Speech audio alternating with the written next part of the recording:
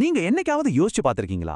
ஏன் பல வருஷம் ராப்பகலா கஷ்டப்பட்டு உழைச்ச பிறகும் நம்மள பல பேரால ஒரு நல்ல பணக்கார வாழ்க்கைய வாழ முடியலன்னு? இந்த கேள்வி உங்க மனசையும் குடைஞ்சா, நாம இப்ப பார்க்க போற இந்த விஷயம் உங்களுக்கு ஒரு புது வழிய காட்டப் போகுது.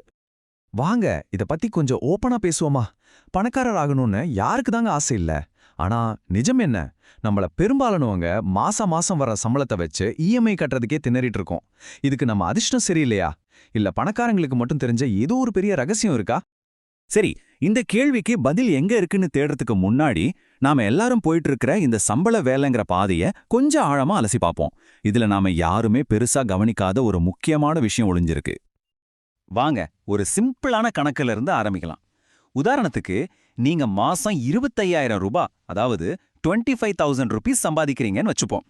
இந்த சம்பளத்தை வச்சு நம்ம இலக்கான 1 கோடி ரூபாயை எப்போ அடைய முடியும்னு நினைக்கிறீங்க? ஆமாங்க, நீங்க பார்க்கறது கரெக்ட் தான். 33 வருஷம். சும்மா யோசிச்சு பாருங்க. நீங்க ஒரு பைசா கூட செலவு பண்ணாம வர்ற சம்பளத்தை அப்படியே முழுசா சேர்த்து வச்சா கூட 1 கோடி ரூபாய் சேர்க்கறதுக்கு உங்க வாழ்க்கையில 33 வருஷத்துக்கும் மேல ஆகும். கிட்டத்தட்ட ஒரு முழு ஜீவிதகால உழைப்பு.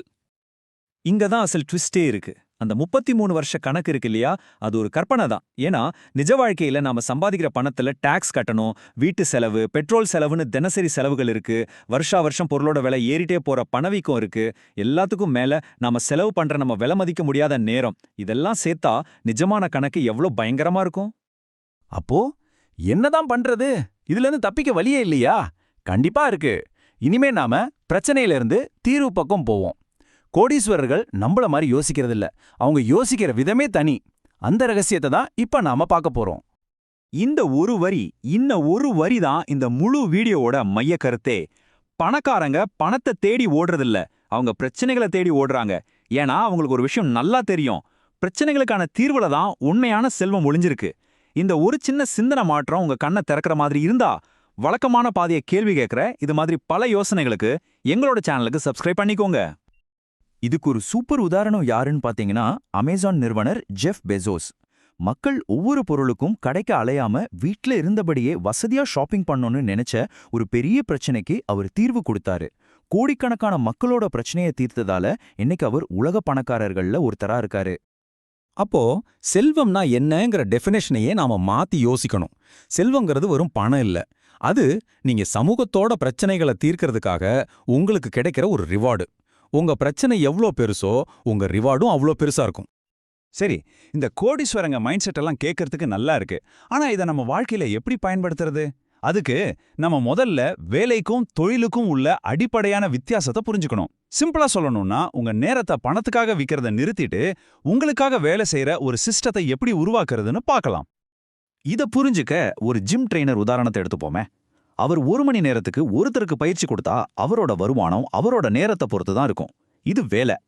ஆனா அதே பயிற்சியாளர் தன்னோட ஒட்டுமொத்த பயிற்சியும் ஒரு வீடியோ கோர்ஸா உருவாக்கிட்டா, அந்த வீடியோ கோர்ஸ் 24 மணி நேரமும் அவருக்காக வேலை செய்யும். அவர் தூங்கிட்டு இருக்கும்போது கூட அவருக்கு வருமானம் வரும். இதுதான் தொழில். இங்க நீங்க பணத்துக்காக வேலை செய்யல, நீங்க உருவாக்கின சிஸ்டம் உங்களுக்காக வேலை செய்யுது.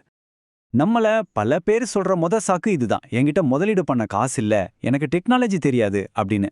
ஆனா உண்மையில பிரச்சனைகளை கண்டுபிடிக்கிறதுக்கு பணமோ கோடிங்கோ தேவையில்லைங்க. உங்க கண்ணை திறந்து உங்களை சுத்தி பாருங்க. மக்கள் எதை பத்தி குறை சொல்றாங்க, அவங்களுக்கு என்ன தேவைப்படுதுன்னு கவனிங்க. அது போதும். ஓகே, இதுவரைக்கும் நாம பார்த்த எல்லாத்தையும் சேர்த்து உங்களுக்கான ஒரு சிம்பிளான ஃபார்முலாவா இப்ப நான் சொல்ல போறேன். இதுதான் நீங்க பணக்காரர் ஆவதுக்கான புதிய திட்டம். இது ரொம்ப சிம்பிளான 3 ஸ்டெப் தான். முதல்ல மார்க்கெட்ல இருக்கிற ஒரு பிரச்சனையை கண்டுபிடிங்க. 2வது, அதுக்கு ஒரு அருமையான மதிப்புமிக்க தீர்வை உருவாக்குங்க. 3வது, அந்த தீர்வை முடிஞ்சளவுக்கு அதிக மக்களுக்கு கொண்டு போய் சேருங்க. இதுதான் செல்வத்துக்கான பாதை. ஆனா ஒரு விஷயத்தை மட்டும் மனசுல வச்சுக்கோங்க, இந்த பாதை ஒன்றும் பூ விரிச்ச பாதை கிடையாது. இதுல நிறைய தடைகள் வரும், தோல்விகள் வரும். ஆனா நீங்க உறுதியா நின்னா இந்த பாதை நிச்சயம் பணத்தை பத்தின கவலையே இல்லாத ஒரு சுதந்திரமான வாழ்க்கைக்கு உங்களை கூட்டிட்டு போகும். இப்போ இந்த கேள்வி உங்களுக்காக. ஒரு நிமிஷம் யோசிங்க. உங்களை சுத்தி, உங்க தெருவுல, உங்க ஊர்ல இன்னும் யாரும் தீர்க்காம காத்துக்கிட்டு இருக்கிற அந்த ஒரு பிரச்சனை என்ன? யாருக்கு தெரியும்? ஒருவேளை அந்த பிரச்சனைக்கான தீர்வு தான் உங்க வாழ்க்கைய மாத்த போற திறவுகோலா கூட இருக்கலாம். இந்த அலசல் உங்களுக்கு ஒரு புது பார்வையை கொடுத்துருக்கும்னு நம்புறேன். அப்படி இருந்துச்சுன்னா மறக்காம இந்த வீடியோவை லைக் பண்ணிட்டு எங்களோட அடுத்தடுத்த பதிவுகளுக்கு சப்ஸ்கிரைப் பண்ணிக்கோங்க.